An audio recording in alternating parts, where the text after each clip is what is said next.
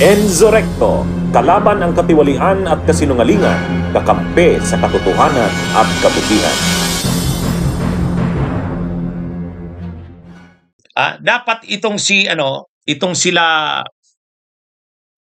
sila Martires, sila Media Aldia, dapat makasuhan ng mga ito. Kasi ang linaw-linaw mga kabunyog, sila ang may kagagawan ng kay Karandang. Grabe yung ginawa nila kay Karandang. Kaya itong tatlong ito, si Duterte, si Media Aldia, si Martires, dapat makasuhan ito. Makasuhan ito sa ginawa nila kay Karandang, mga kabunyog, mga kababayan. Tingnan nyo ang sequences o yung pagkakasunod-sunod ng mga pangyayari.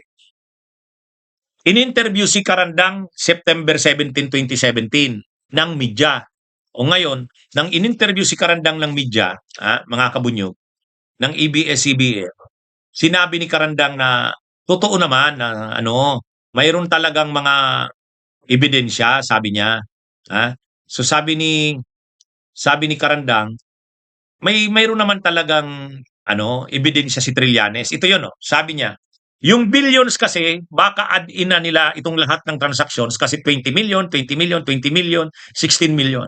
Pag inad mo siguro yan, aabot ng billion. Ang dami. 40 million, 40 million, several 40 million, 200 million kaagad. Yung iba 50 million. Ang dami. Itong interviewing ito kay Karandang noong September 17, 2017, ito yung pinag-initan ni Duterte. Galit na galit si Duterte. Kaya ang ginawa talaga ni Media Aldia, ginawa ng paraan na masibak si Karandang. Kaya ang ginawa ng mga tao ni Duterte, mga kabunyog, una, syempre ang mga tao ni Duterte, yung mga maiingay ngayon ng mga DDS. Si Attorney Luna, di ba yung Attorney Luna, October 3, 2017, nag-file siya ng administrative complaint laban kay Karandang. Syempre, utos ni Duterte yan. October 15, 2018, ito namang si Glenn Chong sa si Paras, yung Attorney Paras ngayon, si Jing Paras, nag-file din ng administrative complaint na naman laban kay Karandang. So ibig sabihin, talagang pinagalaw ni Duterte lahat ng mga galamay. May mga private na mga persons na nag-file ng administrative complaint kay Karandang. Ito na si Attorney Luna noong October 3, 2017, August 15, 2018, sila Attorney Paras, Attorney Glenn Chong. Talagang gumalaw yung galamay ni Duterte. Noong January 26, 2018 nga, si Media Aldia, yan si Executive Secretary Media Aldia, kinasuhan si Karandang. Sinuspend ng preventive suspension ng 90 days. So yan ang mga ginawa nila, mga kabunyog, mga kababayan. Kaya lang, hindi in-implement yung desisyon na yan ni Media Aldia, hindi in-implement ni Conchita Carpio Morales. Siyempre, kasi pinapatindigan ni Conchita Carpio Morales, hindi naman pwedeng isuspend ng President ang Ombudsman, ang overall Deputy Ombudsman. Kaya lang, noong July 26, 2018, tapos na yung 7 years na term ni Conchita Carpio Morales. July 26, 2018, pumalit si Martires. Pagpalit ni Martires, ito na. Pagpalit ni Martires, July 26, tandaan natin yung pitsa, July 26, 2018, pumalit si Martires. After 4 days lang, July 30, 2018, may desisyon na naman ang OP, Office of the President. At ang ginawa ni Martires, in-implement yung desisyon ng Office of the President. Kaya si Martires na ang nag-implement ng desisyon. Si Carpio Morales, hindi. Noong June 24, 2019, diniklara ni Martires na bakante na ang pwesto ni Karandang. June 24, 2019. Talagang diniklara na. Kaya pinalitan na si Karandang. Wala nang nagawa si Karandang kasi inordera na siya na mag-cease and desist na at vacated na ang kanyang office. Ang may kagagawan si Martires. Ayan. Kaya matindi ang ginawa ni Martires, mga kabunyog. O ngayon, ang ginawa ni Karandang, idinala yung kaso sa Court of Appeals. Nanalo siya sa Court of Appeals. Nag-appeal naman itong kampo nila Duterte, pero pagdating na nga sa Korte Suprema, ito na ngayon yung desisyon. Ito nang nabalita na ngayon. Binalita na ngayon ang na vinoid. Ibig sabihin, diniklara ng Korte Suprema ngayon na ito, Supreme Court voids ex-President Rodrigo Duterte's order in January 18 dismissing overall Deputy Ombudsman Melchor Arthur Carandang from service. So, yan mga kabunyog ang latest ngayon. Kaya magandang balita ito. So, ito, basahin natin yung pinakadesisyon. Basahin natin. Accordingly, ito yung pinakadesisyon ng Korte Suprema. Accordingly, the petition for review on certiorari is denied.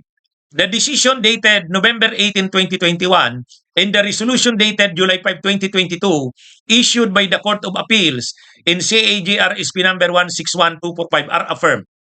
The decision dated July 30, 2018 and the resolution dated May 28, 2019 of the Office of the President in OPDC case number 17-J-180 and OPDC case number 17-J-181 are declared void. The order dated June 24, 2019 of the Office of the Ombudsman directing Melchor Arthur H. Carandang to cease and desist from performing his powers and functions as overall Deputy Ombudsman and declaring his post vacant is likewise declared void. Carandang is entitled to all retirement benefits effective upon the expiration of his term. He is likewise entitled to receive the salaries corresponding to the period of his preventive suspension and dismissal, but only up to the end of his term. So yan mga kabunyog ha.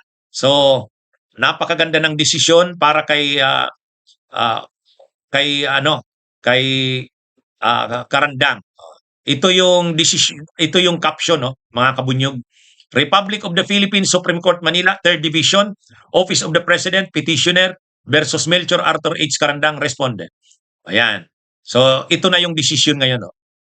Decision. So nakalagay, tingnan nyo, promulgated January 29, 2026. Kaya lang, ngayong araw lang in-announce.